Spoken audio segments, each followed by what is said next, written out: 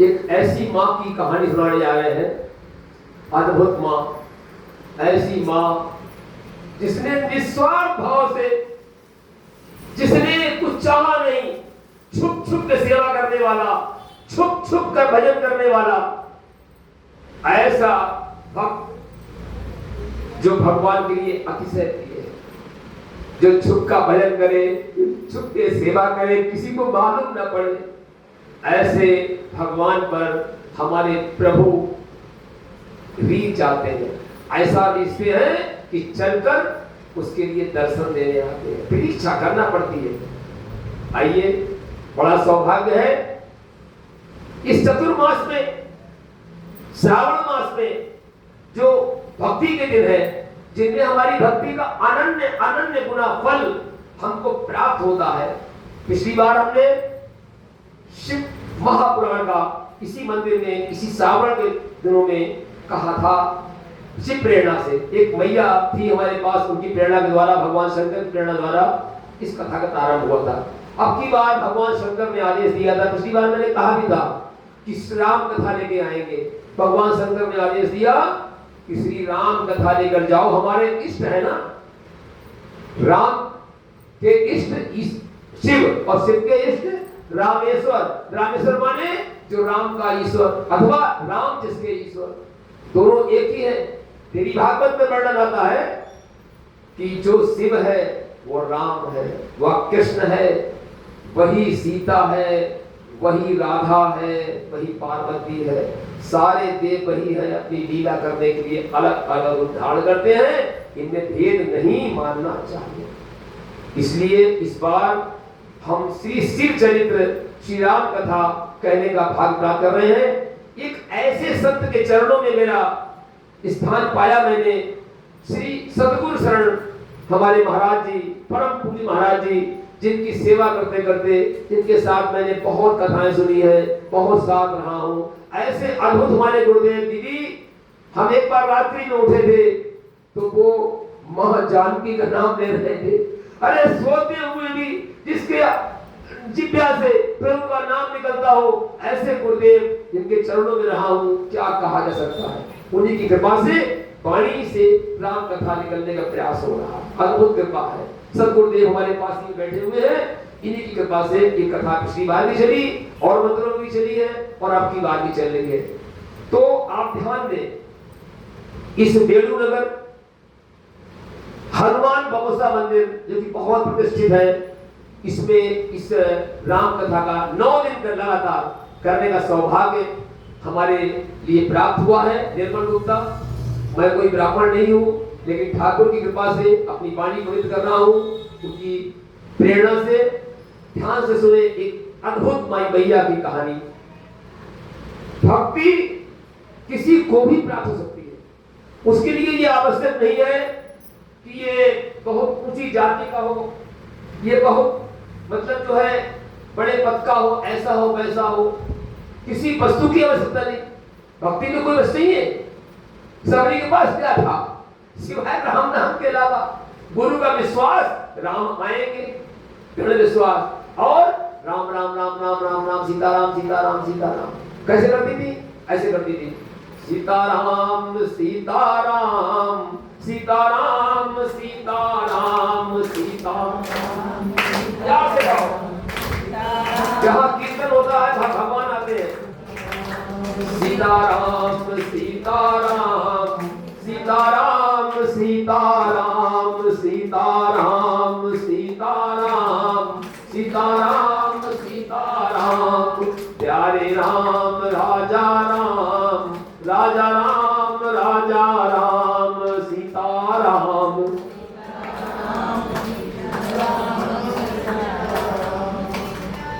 देश की, काल की, कुल की, गोत्र की, आयु की, स्त्री हो या पुरुष हो या किसी भी किन्नर हो, चाहे दैत्य हो चाहे राक्षस हो, कोई हो, परमात्मा का भाव सहित नाम, परमात्मा का नाम आते ही परमात्मा के गुण हमारे अंदर प्रवेश करने लगते हैं। परमात्मा के एक नाम में इतनी शक्ति है मेरी प्यारी बहन भाइयों। जिस प्रकार घना अंधकार एक ज्योति से, एक किरण से समाप्त हो जाता है, जिब्या पर राम नाम आते हुए जैसे अंधकार मिट जाता है, ऐसी पाप कब जाता है, भस्म हो जाता है, भाग जाता है, मेरी खैर नहीं है। यहाँ हरि का नाम आ गया है। हरि से बड़ा हरि का नाम, हाँ, हरि से बड़ा हरि का भक्त, भगवान से बड़े भगवान के भक्त। हरि का भजय सो हरि का कोई, जात पात पूछे नहीं कोई। और भगवान मिलते किसको है? अरे निर्मल मन जन सो मोहि पावा, निर्मल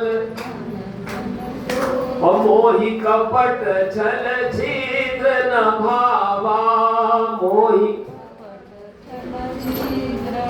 भक्ति प्राप्त करने के लिए मेरी दीदी भैया शिक्षा की जरूरत नहीं, डिग्री की, केवल भाव की जरूरत है, स्वभाव की जरूरत है, आपके सरल स्वभाव।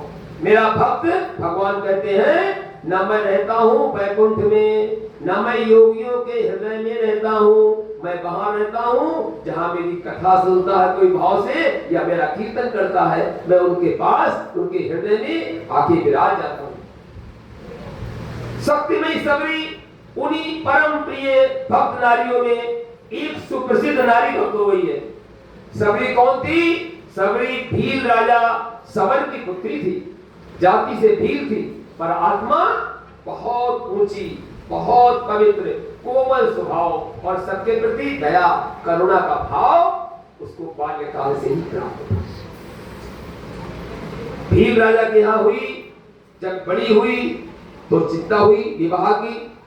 उनके पिता ने सवर, पिता का नाम था क्या? सवर, सवरा की बेटी, सवर की बेटी सबरी। सवर ने एक योग्य वर ढूंढा अपने भीलों का और उसकी शादी पक्की कर। जब शादी का समय हुआ तो बहुत बड़ा राजा भीलों का होता है ना, तो सैकड़ों भैंसे, सैकड़ों तरीके की जो मांस का भाग होता है भीलों में व्यवस्था हुई जाके मांस की।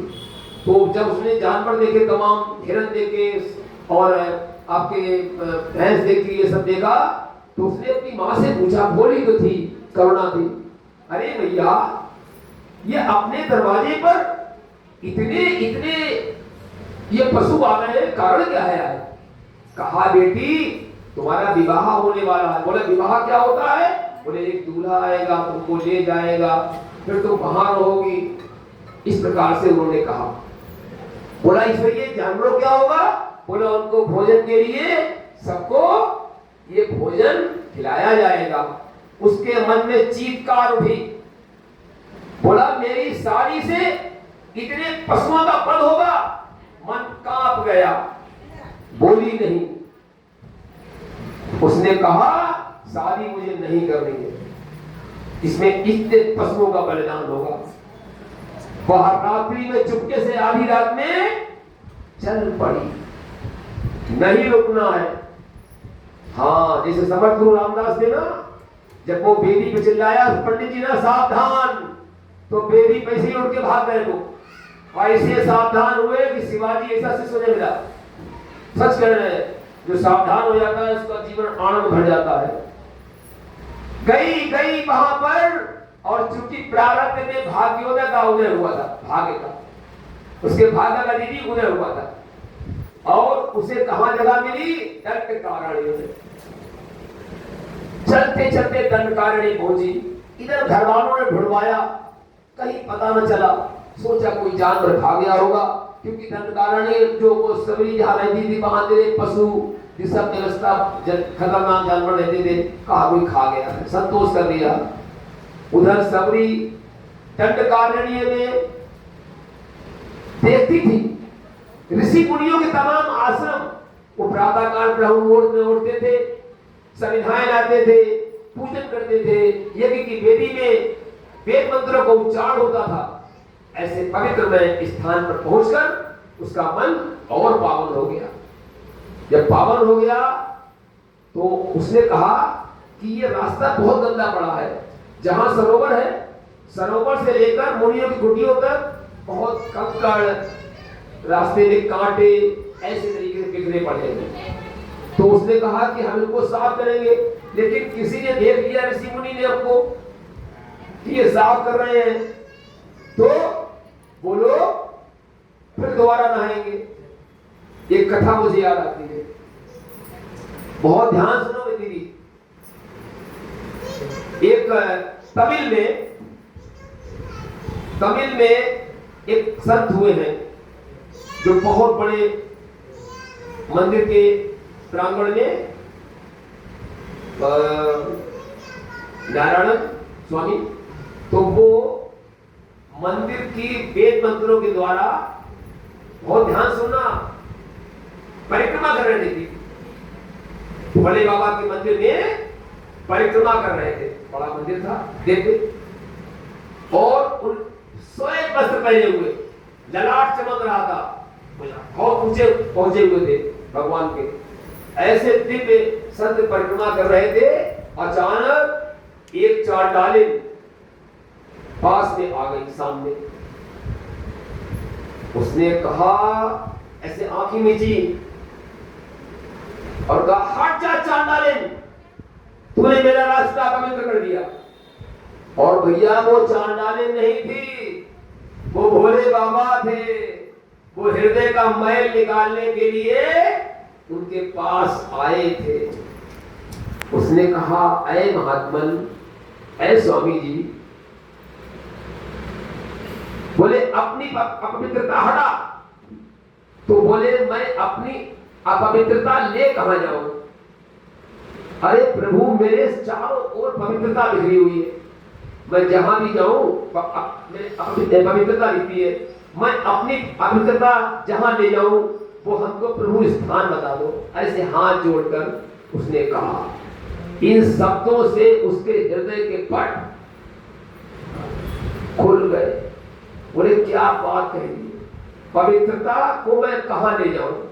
तो उन्हें आभास हुआ कि यह पवित्रता जो है, अपवित्रता, ये मेरे हृदय की है, क्योंकि सिर तो कंकर कंकर में है। हाँ, अंतर के पट खोल देख ले, ईश्वर पास मिलेगा। हर प्राणी में ही परमेश्वर का आभास मिलेगा। हर प्राणी में आभास है। जितने को ये नवता भक्ति आ रही है, इसमें यही आ रहा है। जिस व्यक्ति ने सबने भगवान मान लिया, वो अभी इसका जीवन आनंद से भर जाएगा। एक पंडित जी थे, कथावाचक, हमें याद आ गई, बच्चों को देखे। बच्चों सुनो, तुम्हारे मार सुना रहे हैं, प्यारे बच्चों तुम्हारे मार सुना रहे हैं। एक बच्चा तुम्हारी तरह था। तो पंडित जी कह रहे थे कि सभी लोग अपने आत्म कल्याण के लिए सोचें। माता पिता ये सब जो है ना, ऐसे ही है, अपना आत्म कल्याण करो, परिवार को छोड़ो, घर को छोड़ो, माता पिता को छोड़ो, अपने आत्मा को उद्धार करो। ऐसे लंबे लंबे प्रवचन वो महान जटाएं रखे हुए महात्मा बोल रहे थे। ऐसा ये सुंदर बालक था, खड़ा हो गया, बोला, महात्मा ठहरो। महात्मा जी बोले, ये बच्चा ठहरो कह रहा है, कारण क्या है? बच्चा भगवान का रूप होता है। उसने जो बात कही ना, तो पंडित जी की कथा बंद हो गई, कथावाचक की। उसने कहा, पंडित जी बताओ। बच्चे ने पूछा कथावाचक से, वो जटाए वाले पंडित जी से बोले कि बताओ मैं कौन हूं? तो उसने कहा, महात्मा जी तुम आत्मा हो। बोले, आत्मा हूं मैं? बोले हाँ। बोले, मेरे माता पिता जिन्होंने जन्म दिया, हमारा ध्यान रखा, परवरिश की, हमारा रात दिन हमारे परिवार को पालते हैं, हमारे लिए ध्यान रखते हैं, भोजन देते हैं, हमको सारा व्यवस्था करते हैं, हमारी आत्म कल्याण की सोचते नहीं सोचते हैं। हमारी तुम्हारी मम्मी तुम्हारी कल्याण करती है, सबसे प्रिय कौन है? मम्मी पापा, बोलो ना, है?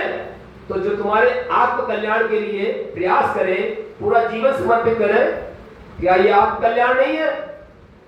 महात्मा जी समझ गए कि भगवान ने भेज दिया बच्चा। हमें सब में आत्म कल्याण की भावना को रखते हुए कथा श्रवण में मन लगाना चाहिए, ताकि मुझे जीने का ढंग आए। हमें माता पिता की सेवा करना है, हमें अच्छे कर्म करना है, हमें अच्छी पढ़ाई करना है, हमें क्या बनना है, हमें खराब बातों से दूर रहना है। इन सब के लिए हमारी कथा, हमारी भगवान की लीलाएं हैं। सबको छोड़ने के लिए नहीं है, सबको पकड़ के रख के और सबके साथ उचित व्यवहार करके अपने जीवन को मंगलमय बनाने के लिए है। इस प्रकार से श्री राम जय राम जय जय राम, श्री राम जय राम जय जय राम, श्री राम जय राम जय जय राम, श्री राम जय राम जय जय। तो मेरी दीदी वो रहती कहाँ थी? थोड़ा घुमाते रहो, देखो भैया वो रहती कहाँ थी? वो रहती थी वृक्षों के, घने वृक्षों के ऊपर, कोई देख न ले। और उठती क्या बजे थी दीदी? बोलो 2 बजे। महात्मा लोग उठते 4 बजे। 2 घंटे में वो सारे मार्गों को बहारती थी। उनके जो कंकड़ थे, जो उनके कांटे थे, उनको हटा दी थी। जहां दीदी ककड़ी जमीन होती थी भैया ना, उन पर वो मट्टी लाला के, रेता लाला के डाल के कि हमारे किसी भक्त के लिए एक मोची था कथावाचक के सामने। उसने कहा कि हमारी चप्पल टूट गई है, गांव की बात है। तो उसने कहा चप्पल तोड़कर कहां जा रहे हो? अरे बोले देखनी राम कथा होने जा रही है। बोले पैसा नहीं लेंगे। बोले क्यों? बोले हमारा भी मन राम कथा सुनने को, लेकिन हमारी पत्नी बच्चे भूखे बैठे हैं, तो हम चाहते हैं कि हमारी कथा का 1 रुपया जो हमें मिलेगा वो आप नहीं, हम दे देंगे, हमारा समझ पहुंच जाएगा। उसने कथा नहीं सुनी है, लेकिन कथा सुनने का फल प्राप्त हो गया। सच कह रहे हैं, जो कथा में भेजता है, आपके पति लोग धन्य हैं, आपकी पत्नियां धन्य हैं, जो आपके लिए कथा में जाने से रोकती नहीं है, वो भी शंकर के रूप में है, पधारी जाती है। भगवान की शंकर कथा जो आने के लिए थोड़ा सा सुमार्ग दे, न रोके और उपकार करे, जो भेजे वो शंकर ही है।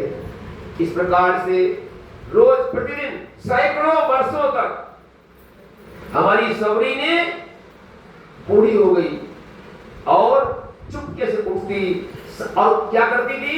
संविधाएं तोड़ती थी, उनके बंडल बनाती थी और सैकड़ों जो आश्रम थे उनके द्वार पर रखाती थी। पूरी सुविधा करती थी। यही काम, संविधाओं को लाना, कोठरी बनाना छोटी छोटी और सबके आश्रम में रखाना, पंथ उहारना, ताकि मार्ग में ऋषियों के हमारे पैरों में कांटे ना लगे, कंकड़ ना लगे। कंकड़ वाली बात मालूम क्या है? ध्यान से सुनो दीदी।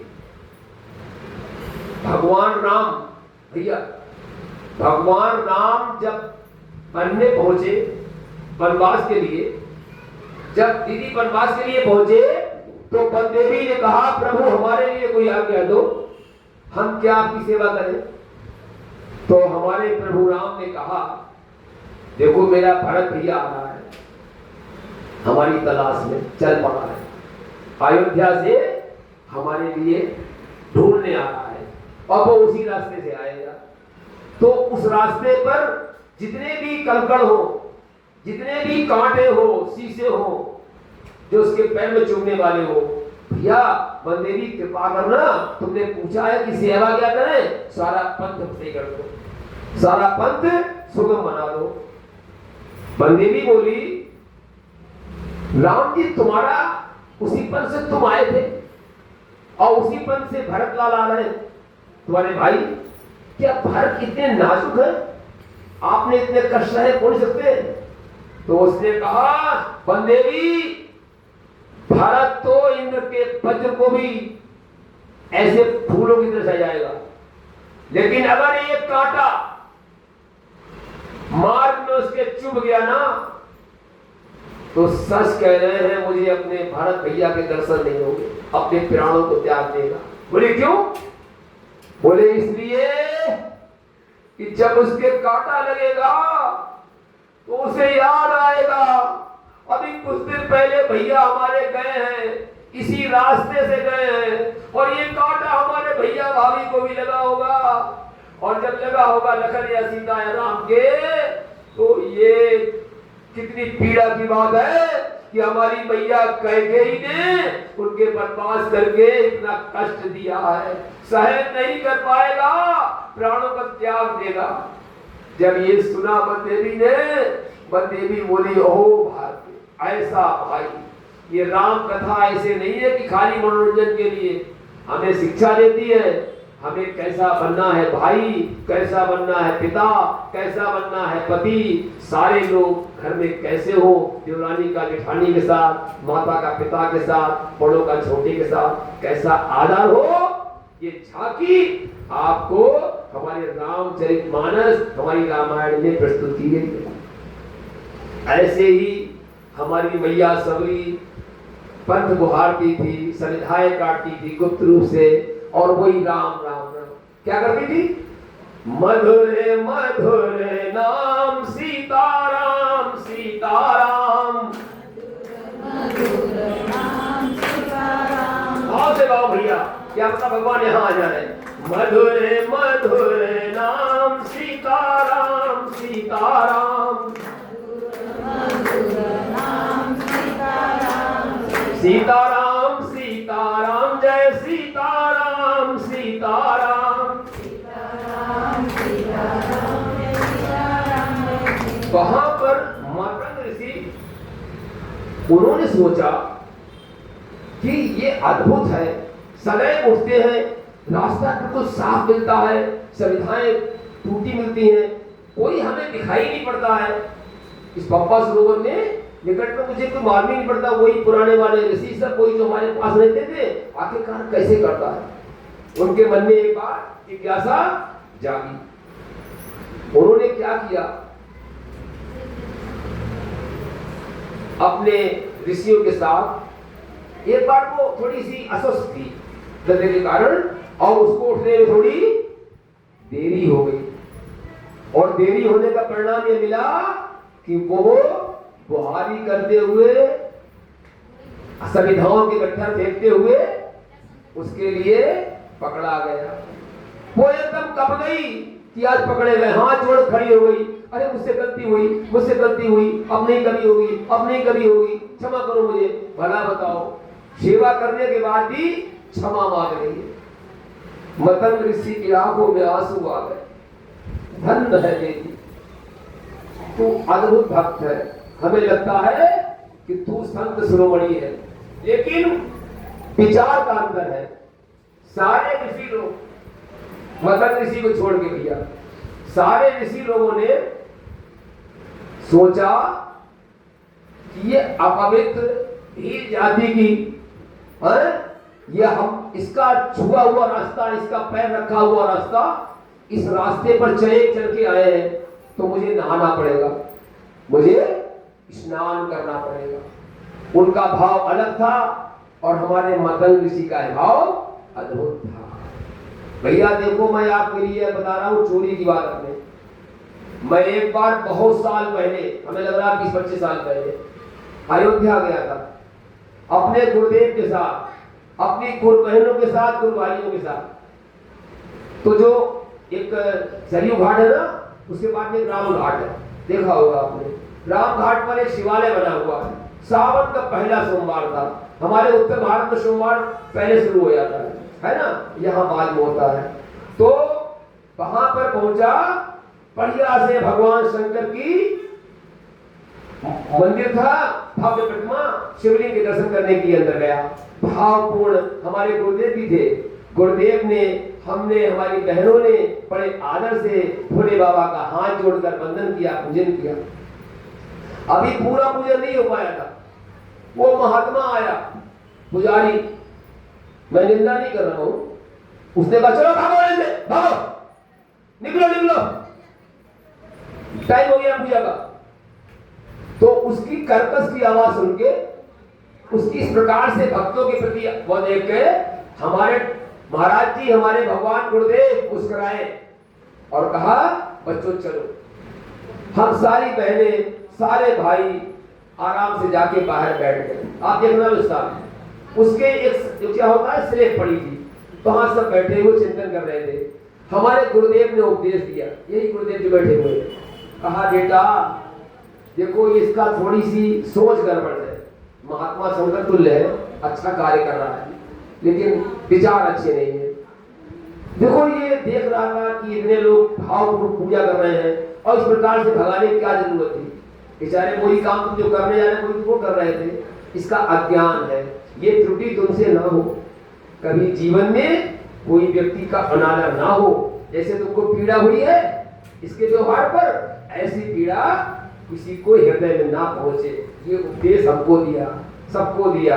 हाँ, गुस्सा नहीं करना, बल्कि जो व्यक्ति खराब काम कर रहा है मुझसे ना हो, ये आचरण करना चाहिए। उन ऋषियों ने, जो लोग कर्मकांडी थे, जो लोगों के मन में भक्ति का संचार नहीं हुआ था, ध्यान रखना, पूजा कितनी भी कर लो, कितना भी कर लो, लेकिन अगर तुम्हारे पड़ोसियों के प्रति नफरत है, समाज के प्रति नफरत है, मोहल्ला वालों के प्रति नफरत है, तो ज्यादा कल्याण होने वाला नहीं है। क्योंकि वृक्ष में जल डालोगे तो पूरा पल्ला हरा हो जाएगा, और वृक्ष क्या है? पूरा ईश्वर का रूप। पल्ला क्या है? हर प्राणी। हर प्राणी को अगर पहुंचाना है तो भगवान में करो। एक महिला थी, एक महिला और एक पत्नी पति, वो दोनों आपस में झगड़ रहे थे। एक संत निकले उधर से, संत निकले तो कल्याण करते हैं, रास्ता अच्छा संत निकलेगा तो अगर उसका यहां से थोड़ा पद भी पहुंच जाएंगे तो वहां मंगल में हो जाएगा। उसने देखा दोनों की आवाजें आ रही हैं, लेकिन कुछ सुना उन्होंने वृंदावन और काशी का नाम, तो रुक गए। पत्नी क्या कह रही थी? पत्नी दीदी कह रही थी कि तुम्हारे चक्कर में पड़ गए, तुम्हें छोड़ देंगे, भाग जाएंगे वृंदावन में राधा रानी के पास, वहीं रहेंगी, हमारे पीछे तुम्हारा जो हाल वही बनाओ, रोटी वोटी ना सफाई करो, तुम्हारी नानी आ जाएगी। पति कह रहा हम भी चक्कर में पड़ गए, पूरा जीवन हमारा व्यर्थ गया, हम जाएंगे काशी, काशी जाएंगे, भगवान शंकर की पूजा करेंगे, तुम्हारे चक्कर पड़ के हमने अपना जीवन भजन नहीं किया, सत्यानाश कर दिया। ऐसी लड़ाई सुनी उन्होंने तो उन्होंने ऐसे किया, खटखटाया, तो वो निकल के आए, क्योंकि वैष्णव थे, तो भगवान की लड़ाई भी भगवान चर्चा कर रहे थे, है ना।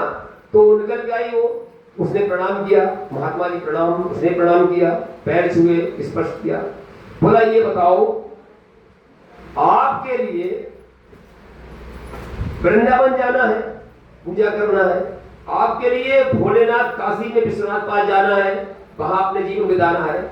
देखो भैया, तुम वहां जाओगे लेकिन तुम्हारा मन तुम्हारे साथ होगा, मन नहीं रहेगा, मन तो वहीं रहेगा, और मन रहेगा जैसे मन रहेगा वैसे विचार होंगे। तुम ऐसा करो, मेरा उपदेश मानो। बोले बताओ? बोले देखो, तुम इनको मान लो महादेव और तुम इनको मान लो राधा रानी, दोनों में बोले को भगवान तो पत्थर के हैं, लेकिन तुम तो भगवान की मूर्ति सजीव हो, भूत नहीं हो, कार्य कर रही हो। अगर तुमने इनको भगवान मान लिया, भोले बाबा मान लिया, और तुम इनके लिए राधा रानी मान लो, बस काम बन जाएगा। एक दूसरे के प्रति प्रेम पैदा करो, अपराध को क्षमा करते रहो, अच्छाई करते रहो। जब तुम अच्छा बोलोगे तो वो भी अच्छा बोलेगा। अरे भाई, ये आग नहीं जल रही यहाँ पे, और अगर इसे कचरा न मिले तो ये जलेगा, थोड़ी देर चिल्लाएगा, कोई कितनी गाली दे और कोई बोलेगा तो अपने आप रुक जाएगा। जब तक कचरा नहीं मिलेगा, प्रतिरोध नहीं होगा, तब वो जलेगा नहीं। इसलिए हम एक दूसरे में ईश्वर का रूप देखें, ऐसा हम भी करें, आप भी करें, हम आपको उपदेश दे रहे हैं, अपने आप को भी दे रहे हैं और बहनों को भी दे रहे हैं। दोनों में एक दूसरे के प्रति अच्छी भावना रखो, राम में सीता में भावना रखो, कल्याण होगा। उन पत्नी पतियों ने प्रणाम किया, उनको अपनी भूल का एहसास हुआ, उन्होंने उनके लिए प्यार पूर्वक देखना शुरू किया, अच्छा बोलना शुरू किया। वह घर स्वर्ग सा मंदिर, राम मंदिर बन गया। एक संत के आने से कल्याण हो गया। ऐसे ही वो जो ऋषि थे दीदी, तो वो ऋषि ने क्या किया? मतंग ऋषि तो सोच रहे थे कि ये परम संत बन गई, और ऋषि सोच रहे थे कि ये पंथ को हारा है ना, तो इस पंथ ने इसने बिधारा है, भीलनी ने, और मैं पवित्र ब्राह्मण उच्च कोटि का साधक, तमाम ऋचाओं वेदों की मालूम, सब कुछ मालूम है, अपवित्र हो गए। जाके सारे वस्त्र धोए, अपने आप स्नान किया, लेकिन स्नान करने के लिए गए थे, लेकिन जैसे ही उन्होंने जल में हाथ डाला, उनके हाथ डालते लेकिन सारा तालाब रक्त खून से भर गया। सच बात। बोले अरे ये क्या हो गया? आए गुरुदेव के पास, बोले गजब हो गया, हमने आपसे कहा था कि हम दोबारा स्नान करने जाएंगे। वो पंथ उसने बुहार दिया, गंदा हो गया। जब वो उसके स्पर्श करने से वो रक्त बन गया तो वो हंसे, मुस्कुराए, बोले अरे ऋषियों, गजब कर रहे हो, तुमने एक संतनी का अपराध किया है। तुमने उसके भाव को तिरस्कार करके, उससे घृणा करके और तुम वहां स्नान करने गए हो, सारा सरोवर गंदा हो गया। इस प्रकार से उपकार करती रही। मतंग ऋषि ने कृपा की, उसके लिए छोटी सी कुटिया अपने पास में थी। बेटी तू मेरे पास रहा, तू पवित्र बन गई है, तू पावन बन गई है, तू ऐसी बन गई है कि हमें लग रहा है, और मैं अपना वचन दे रहा हूं कि तेरी भक्ति जो सैकड़ों वर्षों से कर रही तू है, तूने राम का नाम लेकर सेवा की है गुप्त रूप से, निष्काम भाव से। जा, तेरे घर में राम आएंगे, लखन आएंगे, ये मेरा वचन पक्का है। पंथ बुहारते रहना, नाम जिज्ञा पर लेते रहना, राम तुम्हारी कुटिया में आएंगे और तुम्हारे हाथों से फल फूल कंदमूल खाएंगे। पक्का कह रहा हूं बेटी, इंतजार करना।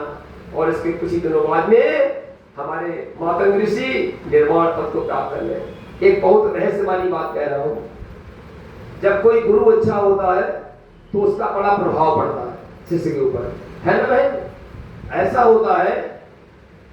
मतंग ऋषि एक अद्भुत संत थे, इतने तेजस्वी थे, इतने तपस्वी थे कि जिस वेदी पर वो अपने आप कठिनता से कृष्ण लगाते थे, पुष्प लगाते थे, वेदी बनाते थे, जल चढ़ाते थे, वहां पर जो पूजा करते थे, उनकी भजन इतनी पराकाष्ठा हो गई थी कि इतनी पराकाष्ठा हो गई थी कि वहां के वातावरण में क्या ध्वनि आती थी? राम राम राम राम। हाँ, जब राम लक्ष्मण कबंध का उद्धार कर और गीत के साथ उन्होंने उनको गति की, जो सीता हरण में उन्होंने सहयोग किया था, उसके कारण अपने हाथों से उन्हें मुक्ति प्रदान की, अपनी गति प्रदान की, अपना रूप दिया, उनकी भक्ति भावना से, परोपकार वृत्ति से, और कबंध का उद्धार किया। तभी आए थे उधर लक्ष्मण और राम। कहां आए थे? लक्ष्मण और राम आए पंपा सरोवर के पास, हिरनी की कुटिया के पास। तो लखन बोले प्रभु भैया, बोले हाँ लखन बेटा क्या बात, तो बड़े उत्सुक हो। बोले यहाँ पर मुझे हल्का हल्का जब कोई हवा का झोंका चलता है ना, तो लगता है राम राम राम राम। जब कोई कोयल बोलती है तो उसके मुंह से राम राम मालूम पड़ती है ना? हर जगह राम राम। अरे गोपियां काम करती थी तो क्या करती मालूम?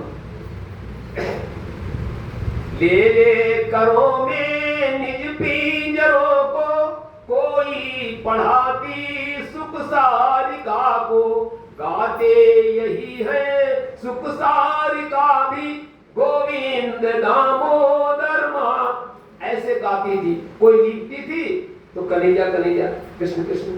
है कोई खाना बनाती थी, रोटी बेलती, अरे मेरी माँ खुद ऐसी थी। जब रोटी बनाती थी दीदी ना भैया, तो क्या करती थी?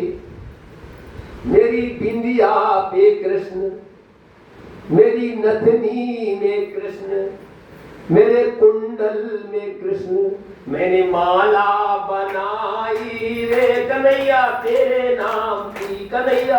हाँ, हर क्रिया में नाम लेती हूँ।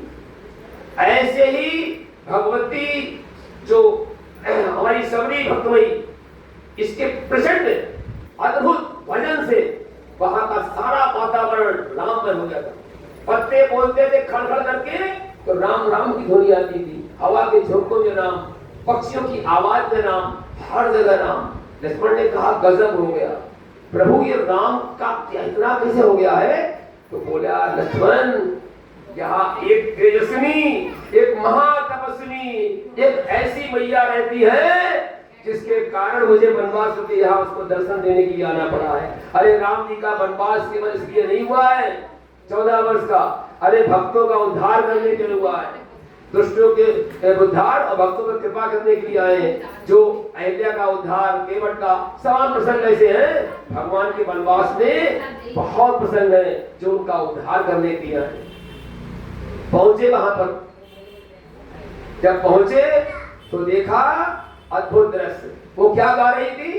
आज हम भी वही गाते हैं, सब लोग गाएंगे, सब लोग गाएंगे ना मन से। भैया आप गाइए बेटी, सब लोग गाओ। क्या गाएंगे? आइए पहले एक बार भगवान का नाम लो। मधुर मधुर नाम सीताराम सीताराम, मधुर नाम सीताराम सीताराम, अरे सीताराम सीताराम सीताराम सीताराम, सीताराम सीताराम सीताराम सीताराम सीताराम सीताराम, सीताराम सीताराम सीताराम सीताराम। आइए गाएं, तैयार है? बोल सबरी मैया की। राम और लक्ष्मण देख रहे हैं कैसा दृश्य है। कहानी तो अभी की है लेकिन भाव वही है।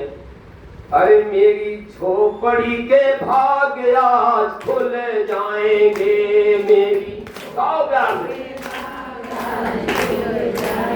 ओ मेरी झोपड़ी के भाग्य आज खुल जाएंगे, मेरी झोपड़ी के भाग आज खुल जाएंगे। ओ राम आएंगे आएंगे राम आएंगे राम, आएंगे आएंगे राम आएंगे। ओ राम आएंगे आएंगे राम आएंगे।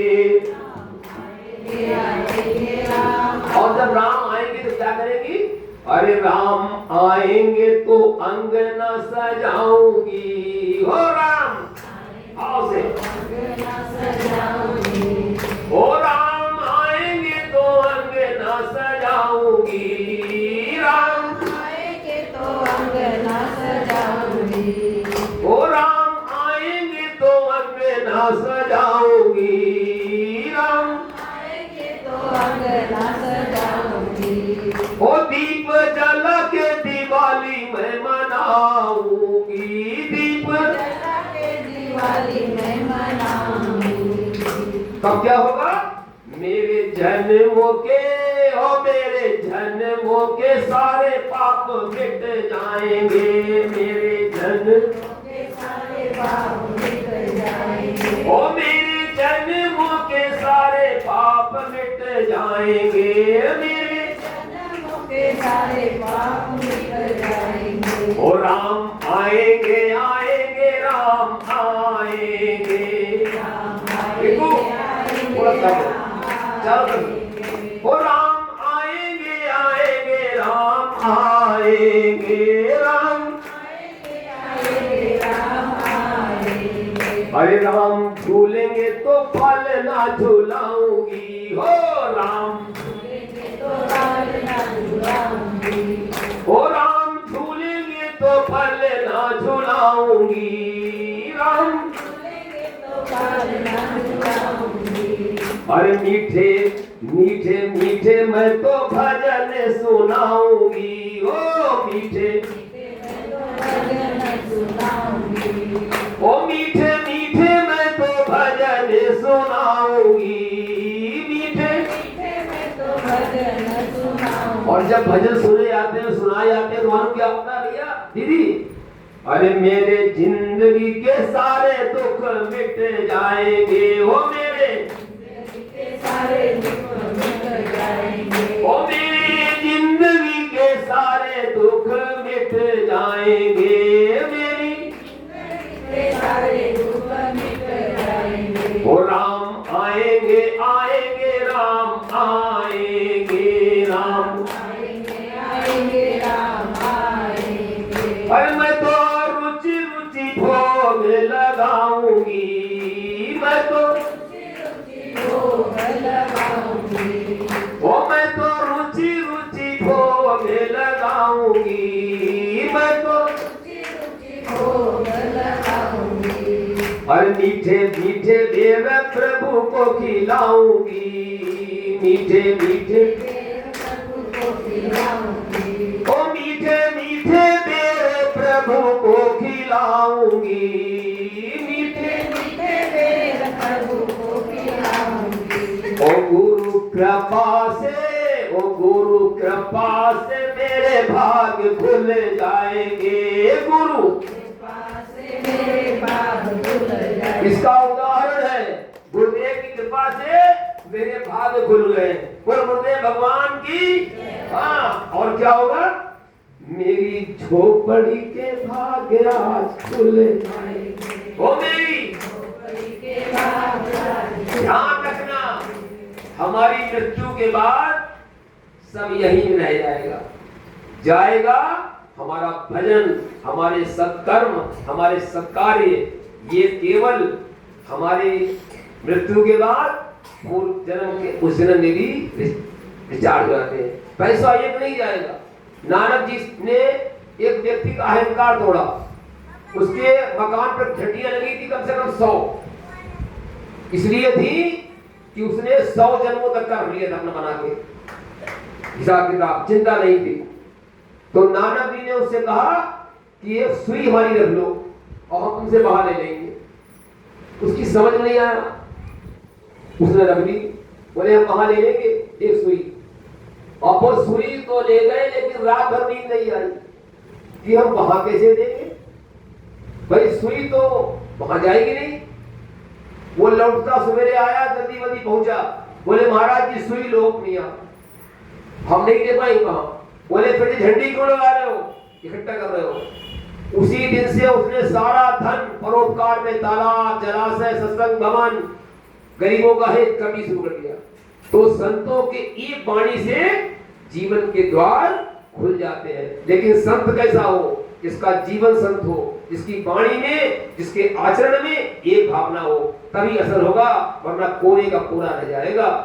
हाँ, आइए तो हाँ, राम आएंगे तो आएंगे तो आएंगे तो आएंगे, ओ राम आएंगे आएंगे ओ मेरा जन्म सफल हो जाएगा, मेरा जन्म सफल हो जाएगा। और तन झूमेगा मन गीत गाएगा, तन झूमेगा मन गीत गाएगा। ओ राम आएंगे आएंगे राम आएंगे, राम आएंगे राम आएंगे। मेरी झोपड़ी के भाग्य आज खुल जाएंगे, मेरी झोपड़ी के भाग्य आज खुल जाएंगे। और इस प्रकार राम जी ने सबरी को राम भक्ति में लीन अस्थि मात्र रह गए थे। कैसे कपड़ा पहने थी, किस तरीके से उसका जीवन था, तपोबल, लेकिन तेज बहुत था। भारत का तेज राम से ज्यादा था जब उन्होंने 14 वनवास किया। तो जितना राम को दिक्कत तपे नहीं है, उससे कई गुना उनके भाई भरत जो राज भोगते हुए तपे हैं। तपने वाला आदमी की चमक अलग होती है, उसका तेज अलग होता है। हाँ, इस प्रकार से जब पहुंचे हैं उनकी आश्रम में, तो देखते ही देखते सबरी का मन आनंद से भर गया। सबरी ने कहा, मैं जानती थी कि गुरुजी कह गए हैं, और गुरुजी कहते हैं तो वो बात अलीक होती है। आपको ध्यान होगा, अपने गुरु अंगद दास जी सिख धर्म के, उनके शिष्य थे। फिर उनके वंश में एक शिष्य आए रामदास, आए हैं रामदास जो सिख आए हैं, सिख गुरु। तो उनके गुरुदेव ने कहा कि चौतरा बनाओ 106 वर्ष की अवस्था में। तो उसने कहा बनाओ, बनाए, ठीक नहीं मिटा दो। लगातार 84 बार शायद ध्यान आ रहा है, चौतरा बनाए। सबने थोड़े से बनाए, बढ़ा दिया। बोले ये बुढ़े हो गए गुरुजी, और इनका सठिया गए, पता नहीं क्या हो गए, इनको दिमाग क्या है। हाँ, लेकिन वो जो थे बनाते रहे। आखिरकार जब 84वें दिन आए, इतने दिन बाद, केवल उसी मनाया था। बोले आज से तुम्हारे लिए हम इस गुरु का पदवी प्रदान करते हैं। जिसके लिए गुरु के वचनों का विश्वास होता है, वही सरताज बनता है, वही भगवान राम के दर्शन करने योग्य होता है। गुरु वचनों पर विश्वास करके आज उसका जन्म सफल हो गया। उसने सबसे पहले चरणों में लेट गई डंडे की तरह। क्या करे समझ नहीं आ रहा था। सावधान मन कर पुण्य शंकर, है ना जी, सावधान होना पड़ा भगवान को, शंकर जी को। ऐसा दृश्य, एक भक्त अपने इष्ट राम के चरणों में लेटी हुई है, आंखों के आंसुओं से ही सारे चरणों का उसने प्रक्षालन कर दिया, धो दिए, जल की जरूरत नहीं पड़ी।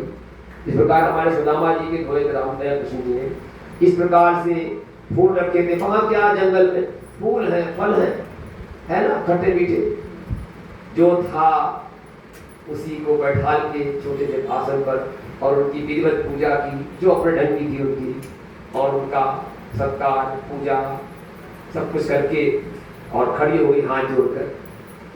बड़े धन्य भाग्य है। हमारे गुरु जी ने कहा था, आपने हमारी गुरुवाणी सिद्ध कर दी है, मेरा जन्म सफल हो गया है। मैं तो भील जाति की हूँ, मैं तो अनाथ हूँ और आपका नाम टूटा फूटा लेती हूँ। अरे बोले सबरी, तू परम भक्त हो गई है, भक्तों की आदर्श हो गई है। तो ऐसी आदर्श हुई है कि मुझे चलकर तेरे यहाँ आना पड़ा, तेरे ही कारण वनवास हुआ था, मुझे आने के लिए आया हूँ मैं। सबरी अपनी साथ राम लक्ष्मण को जब बेर खिलाए तो एक हंसी हो गई। जब बेर खिलाए थे ना, और बेर खट्टे थे, तो भगवान बड़ा प्रशंसा करते थे, अहो भाग्य, अहो भाग्य। सच बात है, कैसा है भोजन मिले घर पर कह दो आनंद आ गया। हम तो कैसी कहते हैं, सब्जी नमक नहीं पड़ता है हमें, ध्यान जहाँ तक बचपन से अब तक हम कहते आनंद आ गया। और घर वाले बात खाते हैं, कहते अरे इसने कहा ही नहीं हमसे कि नमक नहीं पड़ा है। जैसा बने भोग लग गया, आनंद आ गया। ऐसे भगवान कहते थे आनंद आ गया। लक्ष्मण जी को देते थे ना, तो लक्ष्मण जी चुप्पे से देते नजर जाएंगे। तो भगवान राम ने सोचा कि ये खा नहीं रहा है, इसको हमें खिलाने ढंग आता है। उसने एक बेर लिया, ऐसे करके ऐसे दिया बेटी ना, और लेके ऐसे आधा काटा, और आनंद आ गया। लखन भैया देखा मेरे, अब तो भाई भगवान का नाम लगा हुआ है, अब तो खाना ही पड़ेगा। अब तक वो फेंकते रहे, अब तक वो फेंकते रहे। तो लखन ने खाया, तो वो एकदम कैसा था, बेस्वाद। बोले आंखों आंखों बात की, बोले तुम इतनी प्रशंसा कर रहे हो उसकी है? अरे बोले रही मन रहीला की भली, जो परसै चितलाय, परसत मन मैला करे, वह मैदा जल जाए। रहीम जी कहते हैं उस समय गेहूं महंगा था, चना घोड़ा खाते थे, अब उल्टा मामला हो गया। अब चना बेसन महंगा है ना, हाँ, तो उन्होंने कहा चाहे कैसा भी हो, चाहे चने कोई चीज हो, लेकिन अगर परसने वाले ने हमें प्रेम पूर्वक परसी है तो वो हमारे लिए अमृत है। और कोई अमृत वाली चीज कोई तुम्हें क्रोध में परस दे गुस्से में, तो वो तुम्हारे लिए विष है, सच है। क्रोध का भोजन मत करना, सच कह रहा हूं मैं, अनिष्ट हो जाएगा, विष पैदा करेगा। जो पहला बना हुआ है, प्यार पूर्वक दिया जा रहा हो, ठाकुर जी का भोग लगा हुआ हो, प्रेम से पाओ। नहीं स्वाद है कोई बात नहीं, उसका दिल तो मत दिखाओ कम से कम, है ना भैया। दिल नहीं दुखाया और तुमने कुछ नहीं कहा, तो वो बेचारी बनाई है, जब वो चक्की खाएगी कहीं अरे भगवान मुझसे इतनी गलती हो गई, हमारे स्वामी ने कहा ही नहीं कितने महान है। तुम्हारे प्रति उदारता के भाव, तुम्हारे प्रति सद्भाव उत्पन्न होंगे, करके देखो पहले, आनंद आ जाएगा। एक बार क्या हुआ, उनको देख के याद आ गया, दो बच्चे जिनकी आपकी पटरी हम आपके लिए नहीं कह रहे हैं, उनका थोड़ा आपस में मनमुटाव रहता था। तो वहां पर उसने कहा कि कोई ऐसा मार्ग पूछ लाए, कबीर के पास रहते थे, जहां हमारा कबीरा रहता था ना, कबीर के भगवान के रूप है। देखो सशरीर जब उनका सब देखा गया तो वहां क्या निकला, हिंदू वाले कहते थे हम ऐसा करेंगे, मुसलमान कहते थे, और जब खोला गया तो क्या मिला उनके लिए, पुष्प मिले, ऊंचे संत थे वो। तो कबीर बाबा की कुटिया में गया वो, काहे के लिए कि घर में बहुत कलह रहता है, बड़ा परेशान रहते हैं, कैसे कोई उपाय बताओ जिससे हमारे दाम्पत्य जीवन में कलह न हो। तो वो पहुंचा, तो उस समय दोपहरी थी बेटा, दोपहरी थी, और सत्कार किया और उससे कहा अरे अपनी पत्नी से कमाल की मम्मी माँ जाओ पहले लालटेन लेके आओ। तो उसने कहा ये बाबा पागल है, इतनी धूप पड़ रही, इतना प्रकाश है, और ये मंगा रहा है कि पहले लालटेन जलती थी हमारे जमाने में, याद है आपको? लालटेन जलती थी ना, शीशा लगा हुआ, बत्ती बढ़ा दो, पूरे गांव में लालटेन थी हमारे घर, कोई प्रकाश था ही नहीं वहां पर। सड़कों पे बड़े बड़े बोले गए थे, गुब्बार आए थे ऐसे गांव में 60 से 70 साल पहले, 65 साल पहले। हाँ, तो उसने कहा ये तो पागल आदमी कहां से आ गए। तब तक उन्होंने कहा बैठो भैया, सत्कार किया, जहां झाड़ा बुहारा था, छिड़काव लगाया था, एक आसन डाल दिया और वहां पे बैठा ला। कहा देखो अतिथि आए हैं, इनके लिए दूध पिला। दूध था उनके पास, सबके पास क्या होगा, फल हो दूध, तो गाय का दूध बढ़िया, देसी गाय का, वहां देसी की तो गाय लेके आया, 2 गिलास दूध लाया बेटा। वो मां आई, कमाल की मां, लाने के बाद कर दिया। अच्छा वहां क्या हुआ, हमें याद है हमारी माँ नमक और शक्कर कहाँ रखती थी, वो मलैया होती थी बड़ी बड़ी, उसी मलैया में मोटा वाला नमक आता था, याद है? उसको पीसती थी। अब तो आता है कि मार, हाँ कैसा आता है, हाँ फटाफट निकलता मशीन से, उस समय पीसते थे। तो वो शक्कर और नमक, शक्कर कौन सी होती, देसी खांड होती थी ना, वो रात की रैया की, वो रैया की, तो वो एक ही रखी हुई थी आप पास। तो उन्होंने मुट्ठी भर क्या डाल दिया, नमक डाल दिया बजाय खाड़ के, तो दूध कैसा हो गया भैया, नमकीन वाला हो गया। 2 गिलास दूध आए, उसने दूध उठाया ऐसे करके और जरा सा पिया, और पीने बाद में ऐसे करके धीरे रख दिया, देख ना पाए, पीछे रख दिया, देख ना पाए, हो गया। हमारे कबीर बाबा ने पूरा दूध बड़े प्यार से चस्की लेते हुए पिया।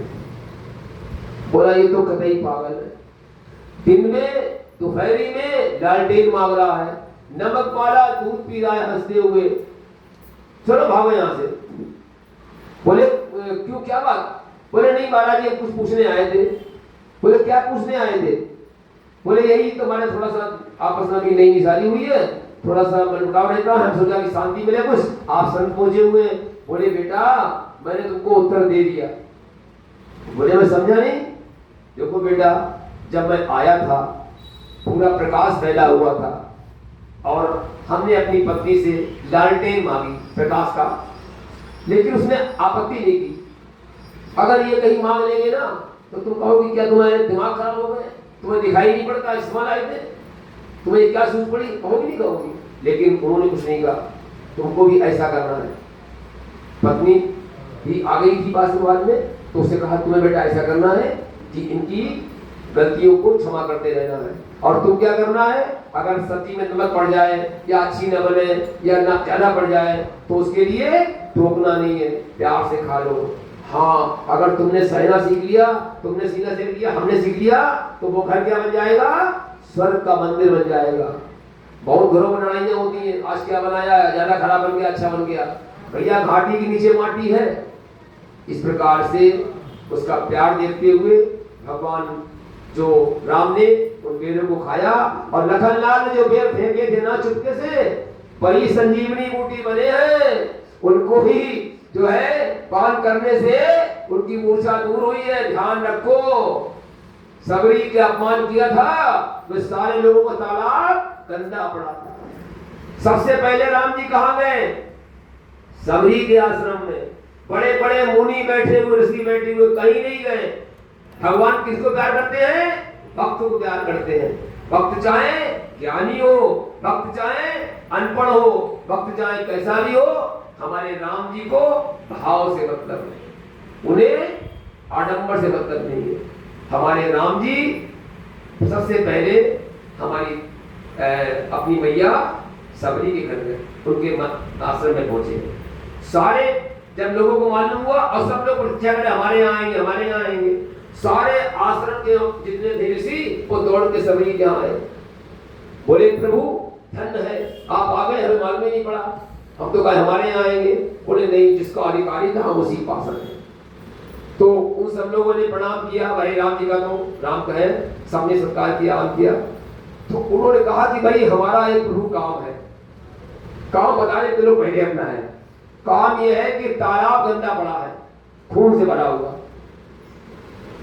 और उसमें निर्मल जल था बहुत बढ़िया, लेकिन पता नहीं कैसे क्या हो गया, किसी का अपराध कर दिया, ये तो नाम लिया नहीं, सरेंडर कर दिया है, अब उसके कारण जो है गंदा हो गया है। तो राम जी मुस्कुराए, राम ने कहा संतों ऋषियों मेरी बात सुनोगे? बोले हाँ बिल्कुल।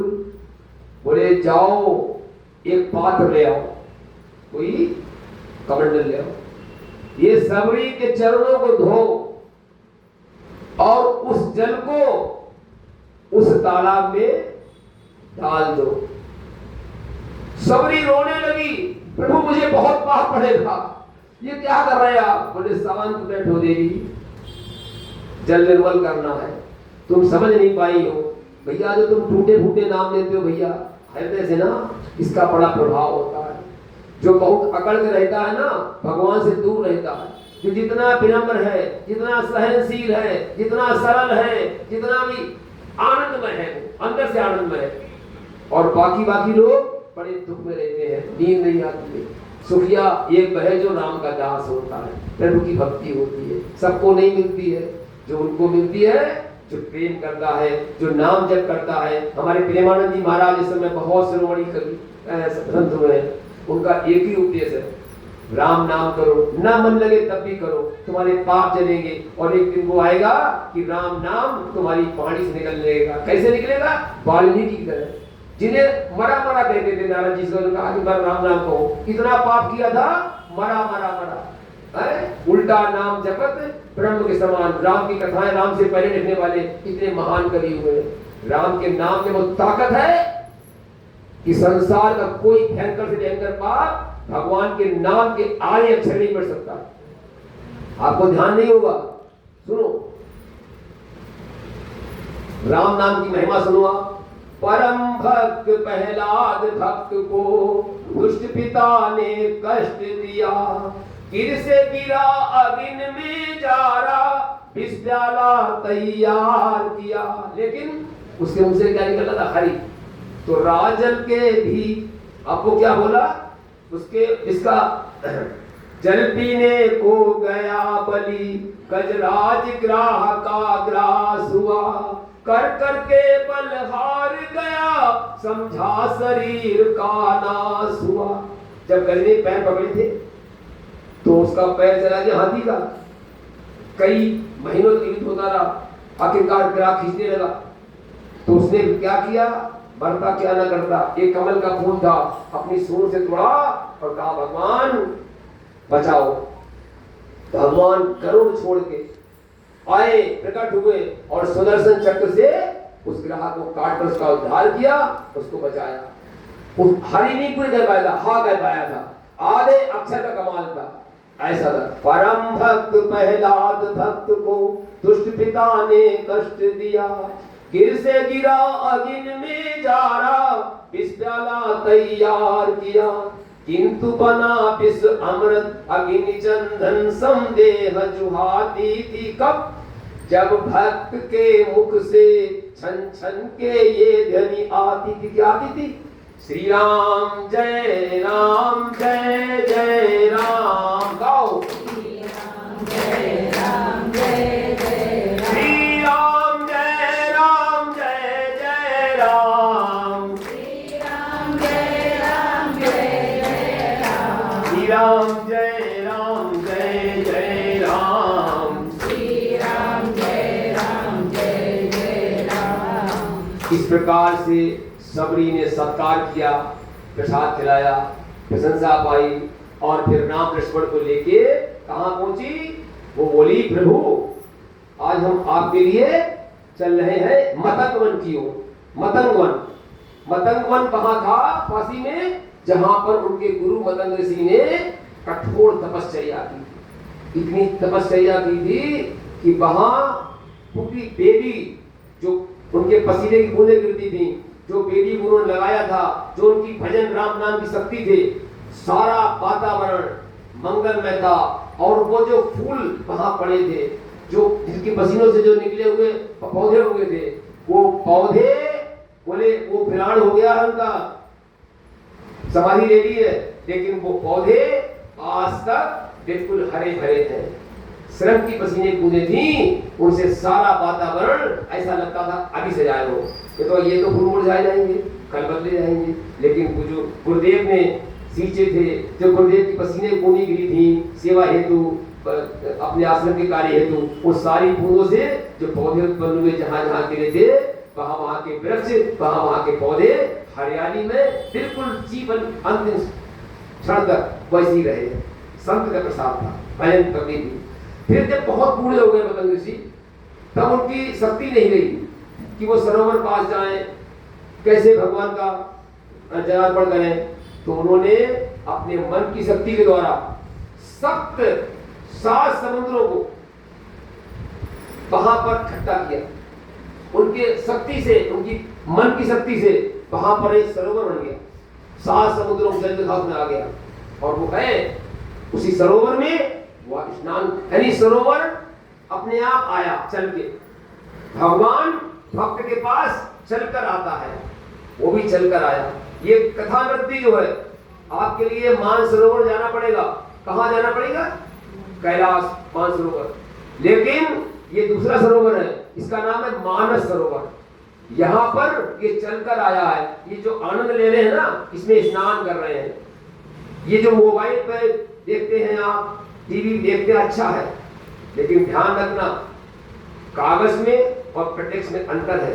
जैसे गंगा मैया पास जाओ ना बेटा, तो तुम्हें शीतलता लगेगी, ठंडक हवा, आप जाए तो देखना बेटा। और वहां टीवी में क्या हुआ, कोई बोल रहा है, कोई ये कर रहा है, सुना नहीं सुना, लेकिन यहाँ पूरा एकाग्र बन करके सुन रहे हो ना, हमारी वाणी की तरफ देख रहे हो, हमारी नजरों की तरफ देख रहे हो, है ना, तो इसका प्रभाव अलग पड़ता है।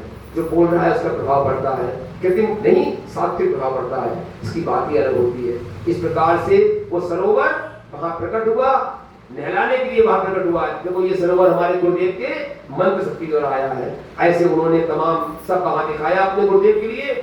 और फिर कैसे कहते गीत पहले भूल गया, अरे कहीं भी दिया स्तुति कराओ तुम्हारी, अधम जाति में जड़ मति भारी, अधम ते अधम अधम अति नारी, तीन मऊ में मति मंद गवारी।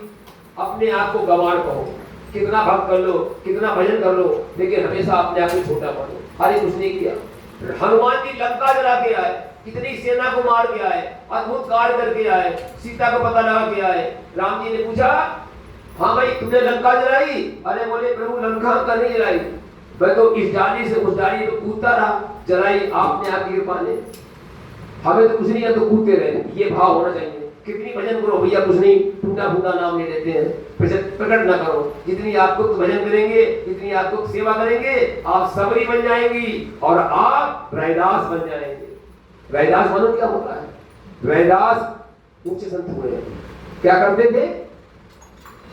चमड़ा साफ करते थे। और एक बार वर्षा ऋतु में वो चमड़ा साफ कर रहे थे, तो एक बाबा, सन्यासी बाबा, उनके उसमें आ गए दुकान के पास। जो छप्पर होता, छप्पर की जो आगे लगा झाड़ होती थोड़ी सी छिपने की, ये वर्षा हो रही थी, भीगे ना, हाथ में दंड लगा। दंडी स्वामी थे, बूढ़े थे, तेजस्वी थे।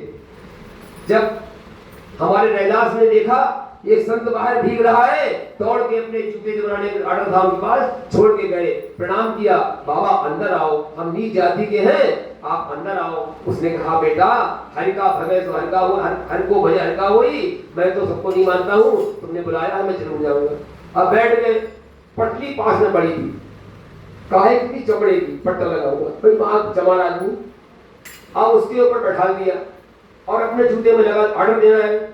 बनाना के एक ही जूते से मिलता था, उसी अपने भोजन करते थे, परिवार खाते थे। तो देखा बाबा की आंखों में आंसू टक गिर रहे हैं, बेटी आंसू गिर रहे हैं। तो वो एकदम घबरा गए। जब उनकी निगाह पड़ी, खड़े हो गए, बाबा मुझसे अपराध हुआ, आप दंडी स्वामी है, उच्च कोटि ब्राह्मण है, और आप शायद नाराज हो गए हैं, जो हमने आपको पटली दे दी है ना चमड़े वाली, कि शायद आप तो मान रहे हो।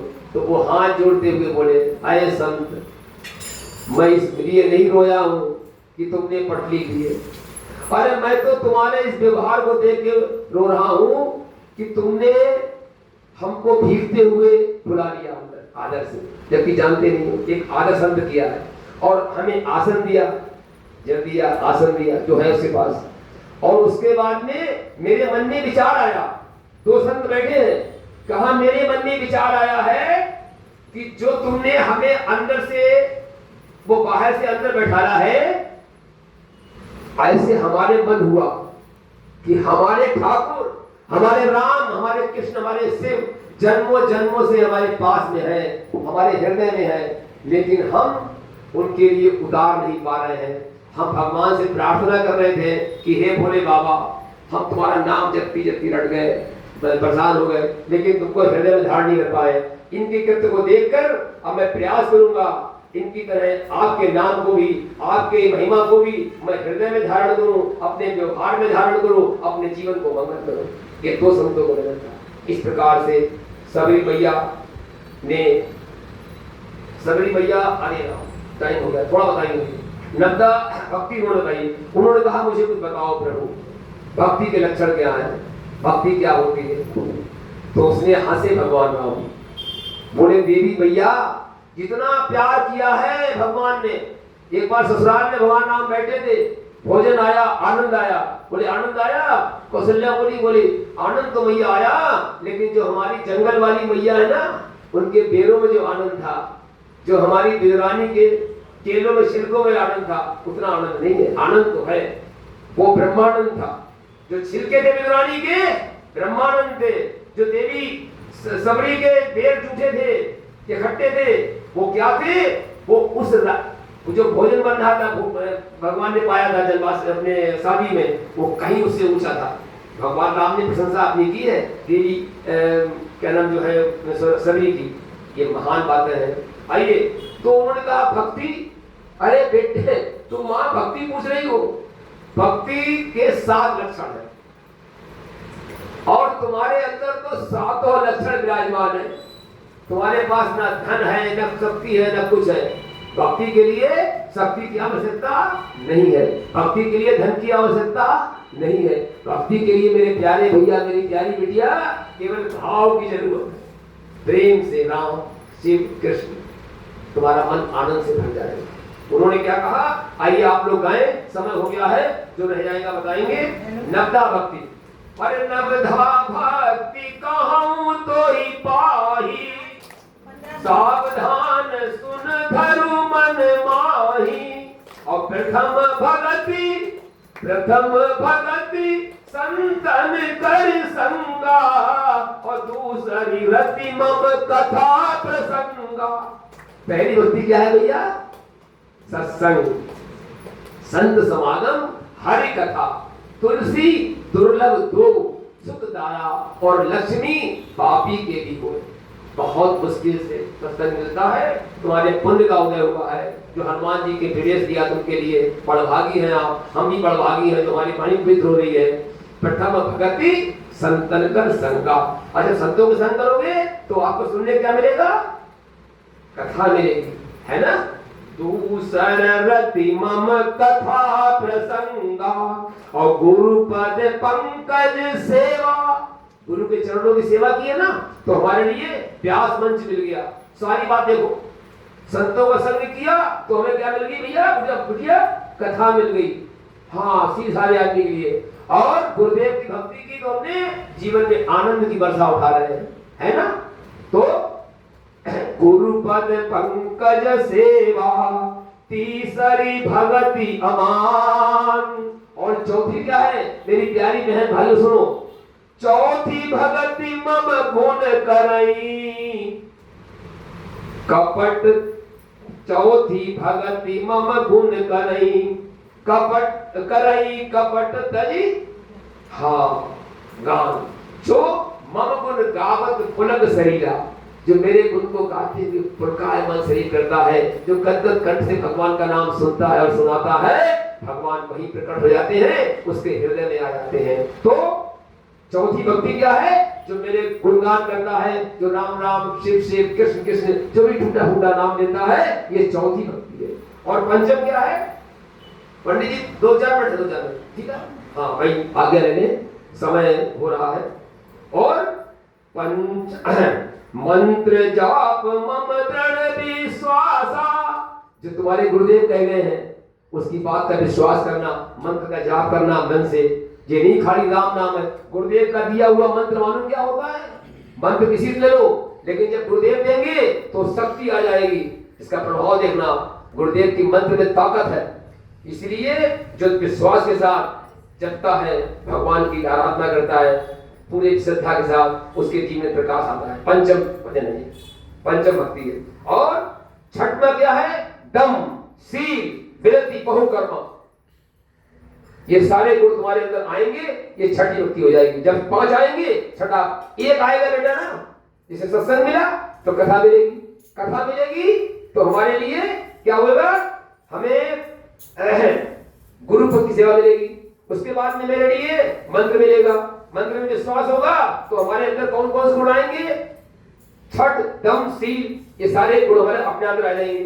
संतों 5 रहोगे तो अच्छी बातें आएंगी, नहीं आएंगी? अपने आप आएंगी। और 7वां क्या है?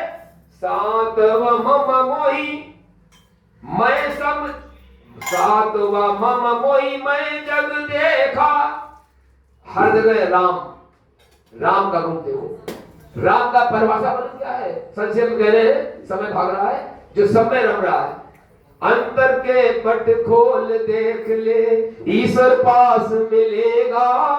हर प्राणी में ही परमेश्वर का आभास मिलेगा। सच्चे मन से नहीं पुकारा, कैसे आएंगे भगवान? ये है आपका 7वीं, जो जग में किसी को देखता ही नहीं। राम जी है, आप भी राम। राम राम के माने मालूम क्या है बेटा? आपने भी राम, मेरे में भी राम, है ना? दोनों हो गए। और हाँ 8 यथा लाभ संतोषा। लाभ है, संतोष है। हमको जो मिल जाए हम उसी में खुश है।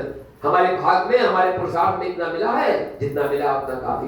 गोधन, गजधन, बाजधन और रकम धन खान, जब आवे संतोष धन, सब धन दूध समान।